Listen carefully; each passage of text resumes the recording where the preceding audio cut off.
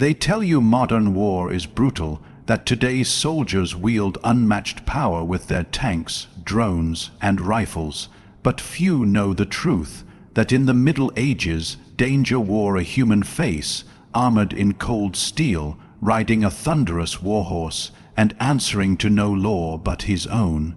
A medieval knight was not just a warrior, he was judge, executioner, predator, and punishment itself.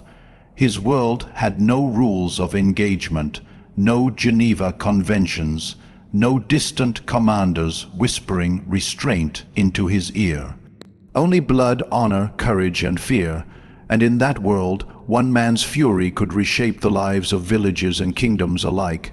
This is not a tale of numbers, but of raw power, living muscle, sharpened iron, and the unchained danger of a knight in his prime. Hit like, subscribe, and brace yourself as we ride deep into the heart of the medieval world and discover why a knight was more terrifying than any modern soldier alive. In these modern days, men trust to machines, believing safety lies in rifles that spit fire from afar, in tanks that crawl like armored beasts, and drones that stalk the skies like distant hawks. Yet when one speaks of true danger, of fear that is breathed upon the very back of a man's neck and tasted in the iron of his own blood, it is not the modern soldier who stands tallest. Nay, it is the medieval knight bred for battle, bound to no fixed law save that which he forged in steel, and made terrible by the closeness of the world he ruled. For the knight was not machinery. He was flesh turned cold by duty, spirit sharpened by endless violence, and destiny clad in armor that gleamed beneath cruel sun and moon. In that age, danger meant one man, armed with sword, mace, or hammer, could stride into your field, your village, your very chamber, and by his will alone decide the worth of your life. He was not harnessed by regulations, commanded by unseen chiefs, nor judged afterward by tribunals. His training was lifelong. A noble son, reared from childhood upon the saddle, taught to draw steel as easily as breath, to think of combat not as horror, but as holy purpose. From boy to squire to knight, he learned the arts of killing beneath banners of honor, never doubting that rage and mercy were tools to be wielded by his own discretion. He walked encased in plate and mail, forged by cunning smiths who beat ore into curves that shielded his limbs like a second skin. That armor, near 30 kilograms, was not a cage, but a moving fortress every plate fitted, every joint designed to bend as his own body did. Beneath lay padding and cloth to catch the force of blows, so that sword edges glanced, arrows shattered, and spears split upon his breast. To the common eye he appeared invincible, a war god astride mortal earth, the sun flashing upon helm and vambrace, as though heaven itself anointed him.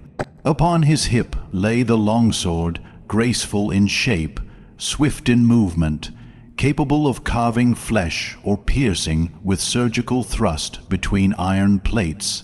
Slung across his back might ride a hammer or mace, head weighted, ready to crush bone no matter how hidden beneath steel. And when the call for war rang, he gripped the lance, a long spear of ash tipped with keen iron, couching it beneath his arm to direct an unstoppable storm of momentum. Yet what made him so perilous was not weapon nor armor alone, but the Warhorse great destrier, bred with muscle thick as ropes, trained to kick, bite, and thunder forward toward terror itself. Seated upon that beast, a knight became cavalry incarnate. He could smash through ranks of peasants as though scything grain, trample the fallen beneath hooves, and chase enemies with dreadful speed.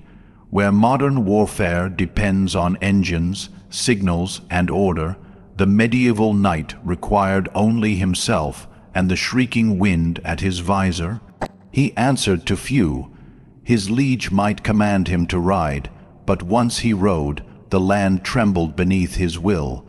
He could strip barns of their grain, seize livestock, torch villages that resisted, and take captives for ransom. There were no laws that truly restrained him. What churchmen preached from pulpits rarely slowed the march of greed or fury. In that medieval world, violence was not exception, it was currency. A knight earned wealth through plunder, honor through bloodshed, and status through the fear he inspired. Where he appeared, folk knelt or fled. Mothers hid their babes, merchants shuttered their stalls, shepherds led flocks into woods, whispering prayers to saints already weary of listening.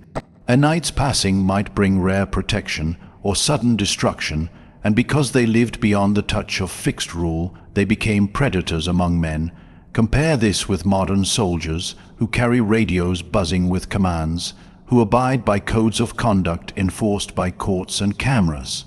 Knights moved in secret in darkness, by paths of mud and forest where no witness dared speak. Their danger was personal, for they did not kill by pressing remote triggers or calling coordinates. They closed with their foes, so near one could smell sweat through cracked leather, feel the gust of breath within visors, hear the clang of armor as bodies collided. They fought at arm's length, where skill and endurance mattered more than bullets. Half-sword grips where blade was held by hand for thrust, pommel strikes across the skull, grappling at close quarters to drive daggers through throats or under armpits. These were everyday arts. In the swirl of a melee, the knight flourished. Chaos was his element. Modern soldiers fear the breakdown of communication, the loss of formation. Knights thrived upon it, for in that wild confusion, his own determination stood strongest. He did not pause to seek permission, nor hesitate from fear of punishment. If his enemy faltered, he struck. If villagers fled, he pursued. Every heartbeat for him was a choice of dominance. Yet this menace did not stay upon the battlefield. In times now called peace, he still carried weapons and authority. Toll disputes became reasons for bloodshed. Small insults turned to private wars between lordly houses. Taxes were extracted by steel. If a miller failed to pay, his mill might be burned. If a town defied orders, its gates might be hacked open. Its wealth seized to remind all that obedience under the knight's chivalry was not measured in gentle courtesy, but in blade and fire. That chivalry so praised by poets did not often protect the poor. It was a code shaped around noble peers. Bow to an equal, show mercy to a rich captive, keep one's word to a lord. But to peasants, craftsmen, merchants they were spoils, bargaining chips, fuel for ransom or terror. Knights made war upon the weak because it kept them fed, famous, and feared. The broader system encouraged this. Wages were uncertain, court travels costly. Plunder and coercion were business. During siege, their most brutal work shone.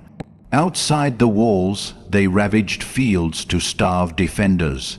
Inside, they waited until desperation broke resolve. Once a breach was won, sack followed. Knights led the storm, first over walls with swords redrawn. And when the bloodied gate fell open, they orchestrated the division of plunder, coin, cloth, wine, captives. Villagers screamed and pleaded beneath the crush of mailed fists, but such cries meant little, for to a knight restraint was weakness. His world respected only strength. This is why men of later ages tremble still at tales of the Black Prince, Bertrand du Guesclin, William Marshall, not because they slew multitudes like modern bombers, but because at the level of human encounter, they were predators none could escape. They stalked roads astride mighty horses, laughed beneath helm and aventail, and learned from youth never to doubt the righteousness of their rule. Certainly, counters to their dominance existed. Lines of spears could blunt their charge, storms of arrows could drop horses, muddy ground could steal momentum, but such resistance required discipline, numbers, bravery rare in common folk. When knights met disorganized foes on open ground, their shock crushed resistance again and again. And in the countless smaller fights that marked medieval life at bridges, fords, doorways, woodlines, their edge was absolute. No bureaucracy slowed their strike, no camera judged their wrath, no superior issued caution. Their autonomy made them swift, and their swiftness made them deadly. To compare them to modern soldiers is thus not to say they could defeat tanks or machine guns. Such thoughts are folly. Rather, it is to grasp that modern soldiers are constrained, watched, ruled by codes, pressed into formations where personal violence is controlled and channeled. Knights bore no such chains. Their violence could erupt in an instant, fueled by training that made close calm, bat second nature, and supported by a society that blessed conquest. A knight rose each day knowing his purpose was to dominate, knowing that danger was not something to be avoided, but to be inflicted. He carried that knowing in his stride, in the way he held his sword, in the gaze that scanned every man as either friend or prey. In him, medieval power found living expression, cruel, majestic, and unstoppable.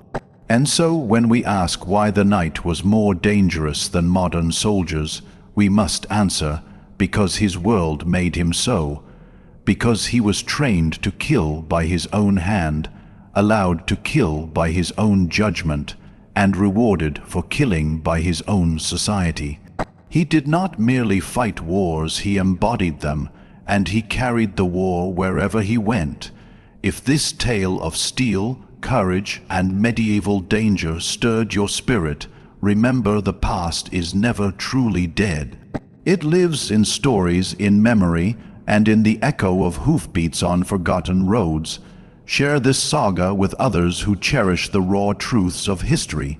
Subscribe, keep your sword sharp in spirit, and ride with me again soon for more legends of knights, power, and the world that forged danger not in bullets, but in men.